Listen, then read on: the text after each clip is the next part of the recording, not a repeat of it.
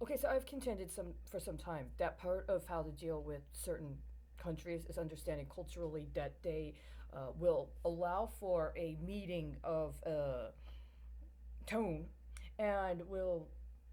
balance how you present the situation, especially if we're talking about something that could potentially be calamitous if it's not handled appropriately. So I understand that there may well be a reference point involving a country that some would say deserves to be sanctioned and has entities within it that is sanctioned, but for whatever reason is a very significant interest at the matter of hand, specifically because of the past cooperative efforts involved with medical technology in the biomed sector, and the fact that I once worked in a place where that kind of partnership was actually instrumental in terms of the work I did. So there are implications for that now. I also know that I wrote articles in 2015 specifically about the relationship between Honduras, the United States, and Israel around water policy, as well as the state of California and Israel around water policy. And I think what's happening is somebody's trying to use water as a derivative for something else, which has been happening. And specifically, there's a literal connection here concerning the MOU the state of California has with Israel,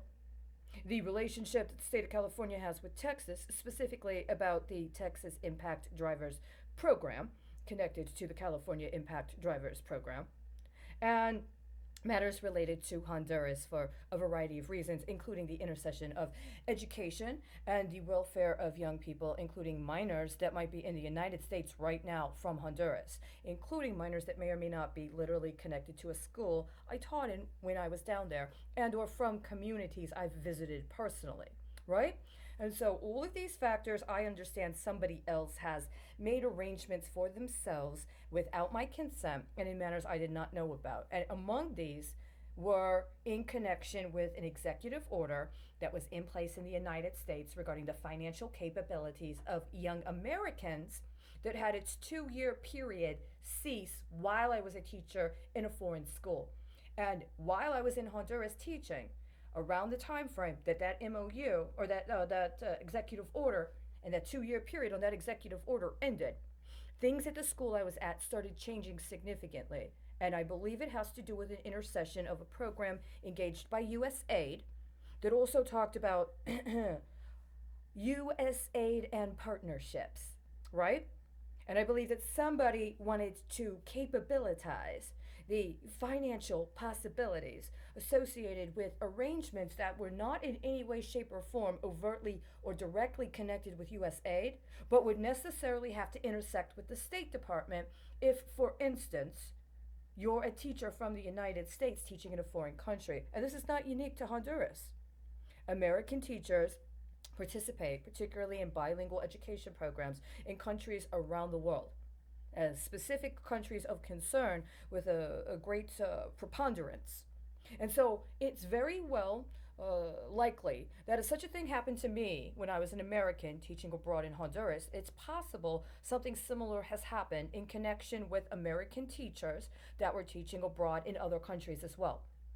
And then the question becomes, well, did those countries have foreknowledge that the State Department was going to be interceding in the educational paradigm within that country in a manner that created transactional moments between the teachers and the students, including in regards to its intercession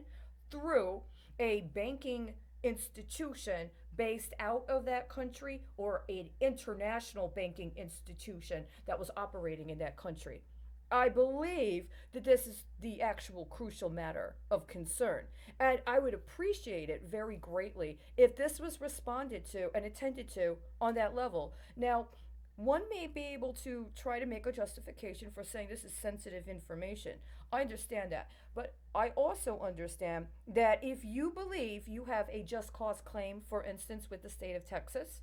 because of a variety of kinds of relationships you could have with the state of Texas, and you were representing a foreign country, and in the course of that,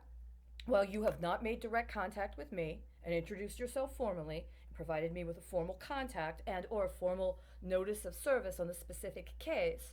I already know that I have been abused in performance of derivative actions connected with cases that I have filed through completely legitimate and good faith efforts in the state of Texas, as well as with the district court and even the Supreme Court of the United States. And in the course of that, you may well be in a situation where you are being potentially implicated in an abuse of judicial process because you are being exposed to something connected to abuse of your case or your efforts in a derivative process that's attempting to use mine. Right? So I would extend to you the same courtesy that I would hope you would extend to me, as well as professional consideration,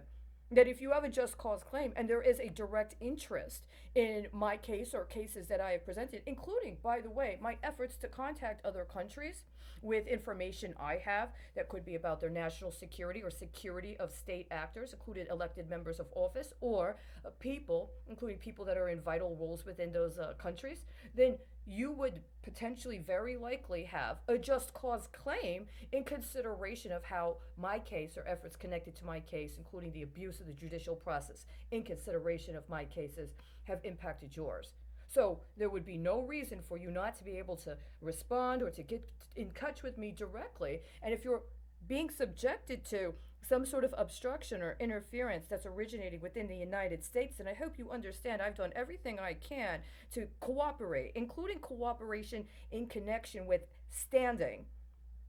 treaties the United States has with other countries around cooperation on criminal proceedings, or other treaties the United States has with other countries regarding criminal matters, including matters connected to sex trafficking and counter narcotics interdiction efforts. So if there is those concerns, if those concerns are present, then I would appreciate you dealing with this in a manner that's responsible both for the relations with your country as well as the people within, right? And so I'm just going to go ahead and say that right now. But let's go ahead and acknowledge that that's part of what's going on here.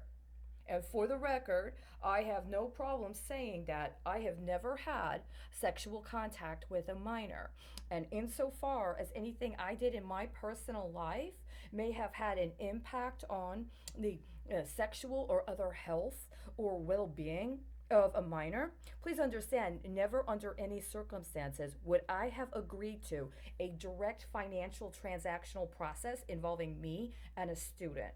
Time after time, there is proof over and over again, including in my communications with administrators at the institutions of concern, as well as with my colleagues in other teaching roles, that it is important to assure that the parents are apprised at every stage of what the intention would be regarding any sort of extracurricular programming or any other kind of relationship outside of the actual content of the educational material in the classroom. I've even provided written correspondence efforts with parents regarding concerns and consideration, and absolutely under no circumstances would I ever have approved of the students directly being involved in any transactional processes. That's what their parents are for, just so you know. And that's also what the appropriate administration of the school is for. And if somebody is running or operating a school where they believe that there's anything legitimate about direct transactional relationships between teachers or administrators and students, that school needs to be shut down. And the administrators and the teachers need to be arrested and prosecuted. If the parents consented, then the parents also need to be implicated in consideration of the ramifications and potentially also have the children removed from their custody and prosecuted